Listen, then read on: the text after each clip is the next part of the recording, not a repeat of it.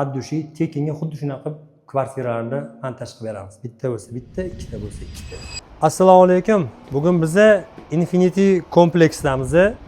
Atrofi olsangiz ham bo'ladi. Bu yerda 2-3 ta kvartira olganmiz remontga, xudo xolisa. Xo'p, bu yerda yana bitta joyi bor.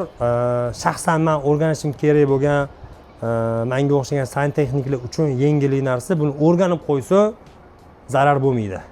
Nanotexnologiya. Bu montaj ideyasi kimdan chiqqan? Projektirovщикdanmi yoki prorabdanmi yoki ustadanmi? Kimdan chiqqan bo'lsa ham shu bizga rosa qiziq. Patologda zo'r yechim qilishgan, agar pastga qo'yishganda xalaqit berardi. Endi men shu yerda umumiy savol bermoqchiman.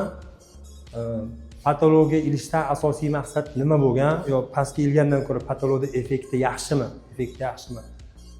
Iloji bo'lsa, shuni loyihalashtirgan odam, loyihani tasdiqlagan odam aloqaga chiqsalar, bitta suhbatlashib shuni o'rganardik. Agar shuni effektini, to'g'ri yo'nalishini bizga o'rgatib, mana hisob kitob bo'ladi, o'shaning uchun mana shu to'g'ri deb yechim bersalar, addushi tekinga xuddi shunaqa kvartiralarni montaj qilib beramiz. Bitta bo'lsa bitta, ikkita bo'lsa ikkita. Men bitta etajda deb o'yladim. Hozir biz 13-etajda turibmiz.